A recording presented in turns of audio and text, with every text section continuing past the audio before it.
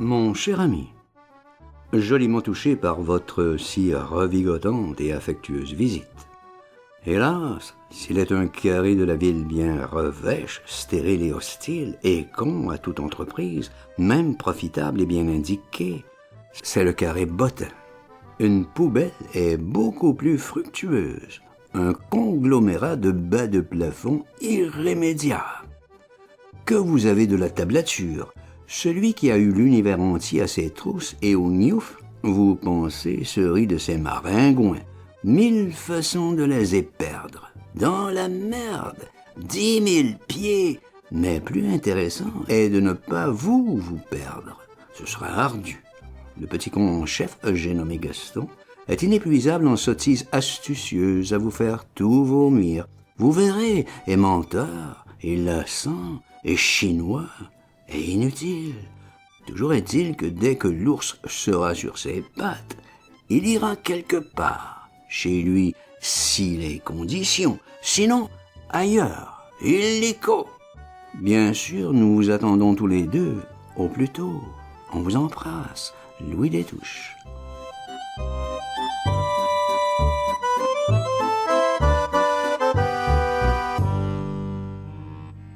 Cher ami, je vous remercie bien de m'avoir envoyé votre relevé. Somme toute, je suis parvenu à vous rembourser cette année, et travaillant énormément, environ 200 000 francs. Il faudra donc, pour que je me libère, que je travaille environ 35 ans pour vous rembourser 6 837 345 francs. Dans 35 ans, j'aurai 98 ans, bien sûr, vous serez plus jeune que jamais, mais pour moi, bien plus touché par l'âge. Je trouve que c'est un peu long.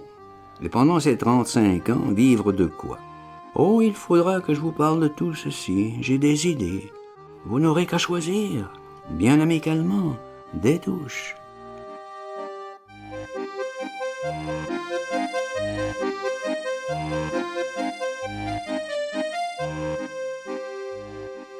Bien cher ami, secrétaire à la main. Diable bigre que je m'en garde comme fer ou lit d'écorner le chèque à Gaston. Il me créerait l'obligation de lui livrer mon prochain ours, ma petite morale à moi, que je veux le livrer à qui je veux. M'intéresse chez Gaston, je lui ai écrit la Pléiade et une édition de poche et 100 sacs par mois pendant 5 ans, le temps de lui livrer mon prochain, plus 2 briques tout de suite.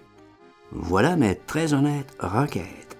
S'il en veut pas, zut, mes rivaux pour la Pléiade, à la niche.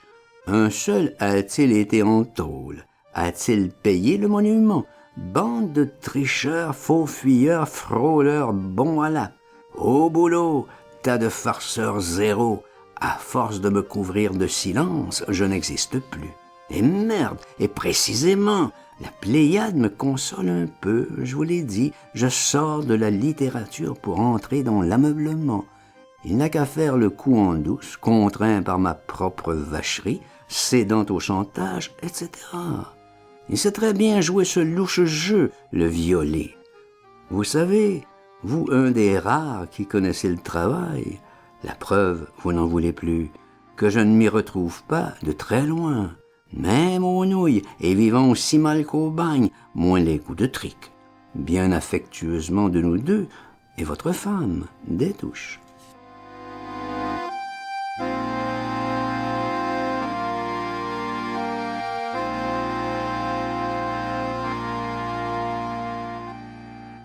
Bien cher ami, voulez-vous être assez aimable de dire à Gaston que j'ai mis ce matin même son chèque 500 sacs à l'encaissement?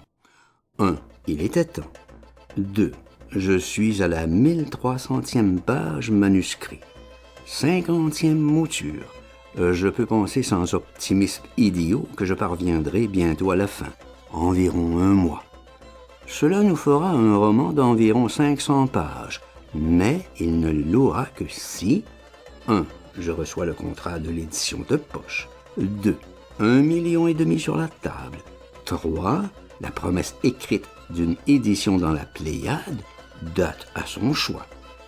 4. l'engagement à me verser 100 000 francs par mois pendant 5 années à partir du 30 avril 1957 à titre de réelle avance et option sur le prochain manuscrit, d'égale importance. Voilà ma confiance et mon amitié. À vous, bien sincère, Détouche.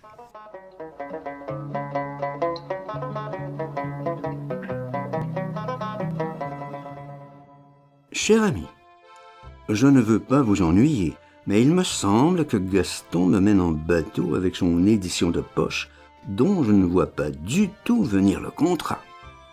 Il ne verra pas, lui, venir l'ours. Il ne le verra jamais s'il continue le foutriquet.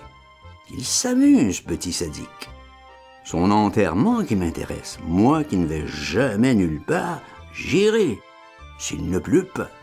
Bien affectueusement, de nous deux, Louis Ferdinand.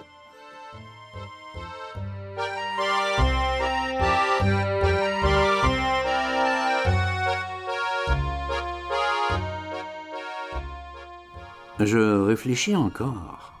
Vous avez l'oreille de Gaston. La NNRF lui coûte 500 sacs par mois et il pleure. Et diable, en plus, cette cacophagerie chante tous les auteurs étrangers. Passos, Joyce, etc., tous, sauf les Français. Et moi, jamais, pour rien au monde, ni vous. Il y a bien sûr de bonnes raisons. La fouettée Horry m'a expliqué. Pudeur, modestie, élégance, foutre. Qui va même révéler nos noms si cette NNRF les omet expressément? Tout simplement idiot et de mauvais, très mauvais commerce. Ce n'est pas le Figaro ou la Table Ronde qui vont chanter nos génies. Alors qui? La NNRF donne le prétexte aux étrangers, trop heureux à ne jamais parler de nos livres. Vous voyez, les Gallimards eux-mêmes ne les mentionnent jamais. Ah, mais Rilke, Faulkner, Passos, extase, extase. Là, Horry se donne et Pollan. Voilà les genres reconnus par la NRF. Pour eux, Gaston, il va de ses 500 sacs par mois. Quand je dis qu'il sabote ses auteurs, je ne dis rien que d'évident. Aucune publicité, le silence absolu de son propre torchon. Il fait ainsi plaisir, j'admets, à Marcel et Jean, dont les œuvres complètes en papier cul trouveraient à peine amateurs dans les WC périphériques. Votre bien amical, Ferdinand.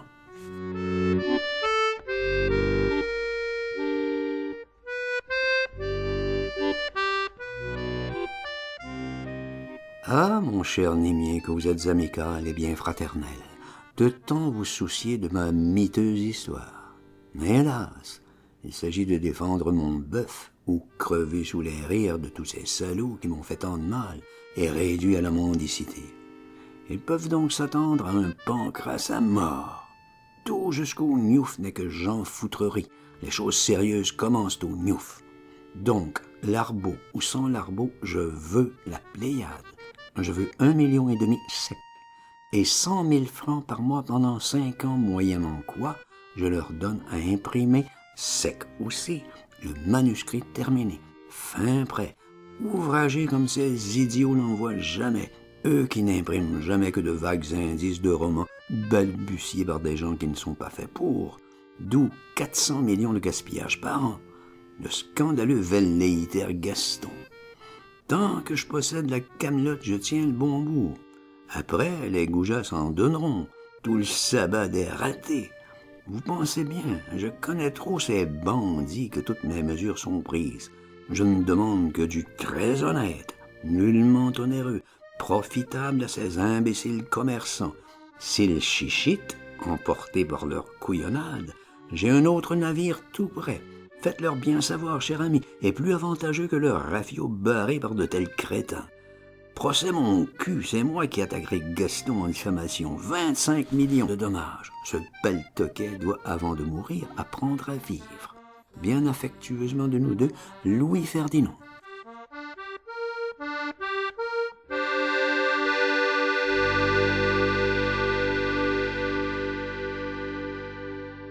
Bien sûr, cher ami, c'est dévoué, que je m'attends à ce que ces commerçants si hébétés, qui foutent 400 millions par an à la scène, en pur enfantillage, me chipote infiniment sur des bouts de millions et remporte la victoire. Facile. Heureusement, grâce à vous, ils me laisseront quelques spaghettis et sardines. Les gens ne m'étonneront jamais. Si vous décrochez la Pléiade, et bien qu'ils y gagnent, vous aurez accompli un exploit tibétain. Leur sottise à ces hauteurs. Il me tarde qu'ils se décident, surtout parce que Miss Canavaggia donne des signes de grand épuisement et menace d'aller récupérer au diable vos vers, Suisse ou Venise, et qu'il m'embêterait bien de ne pas l'avoir là, au moment des corrections, si les choses s'arrangent. On est content d'appartenir à cette espèce disparue de roture qui n'avait droit absolument à rien qu'à crever en travaillant et se taire. Moi qui ne me suis pas tu, on me l'a fait bien voir, et ce n'est pas fini. Je me passionne entre 11h et minuit sur votre encyclopédie si pleine de magnifiques enseignements, si attentive à citer Camus, Sartre, Bernanos, vraiment impeccablement ignorante du voyage. Tous ces gens à pendre, bien entendu, pécheurs par omission selon l'Évangile, la plus lâche détestable espèce, le ghetto de Tartuffe NRF hautement responsable. En quelle caverne vous voici? Quel preux, quel Siegfried et que d'hydre, bien affectueusement, des touches.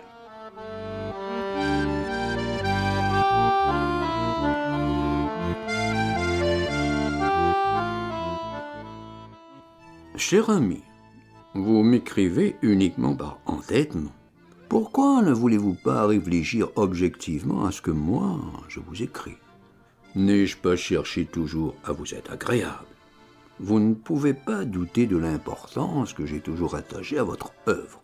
N'ai-je pas, comme vous le désirez, publié Le Voyage au bout de la nuit et Mort à crédit dans le livre de poche? Tous ici nous souhaitons que Le Voyage au bout de la nuit figure dans la Pléiade. Personnellement, je considère que votre livre marque une date et qu'il est un véritable classique contemporain. Et ce ne sont pas là de bonnes paroles. Mais il y a une question d'opportunité à considérer. L'opportunité, c'est que les livres se vendent. Quel intérêt pour vous à ce qu'ils se détériorent dans des casiers? Il se trouve que Normand s'est mal vendu. Je n'ai pas signé un pacte avec Ben Gourion et Staline pour freiner cette vente.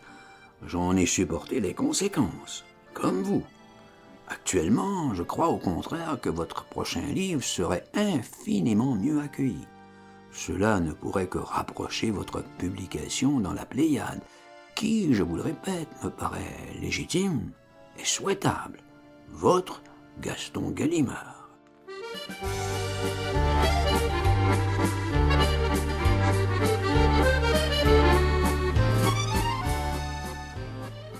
Cher ami, votre lettre si confuse et si cachotière, vraiment blabla et NRF, demande à être déchiffrée cliniquement. Si je m'y retrouve, je pense que vous voulez me dire 1. Que vous ne me prenez pas dans votre Pléiade. 2. Que vous voulez bien de mon actuel manuscrit, mais sans rien plus m'avancer. Évidemment, je vous demande de me confirmer ceci en style net, et non en débile mental à débile mental, que je sache quelle partie prendre. Le manuscrit est là, je n'ai pas l'intention d'en faire des papillotes. À vous, amicalement, des touches.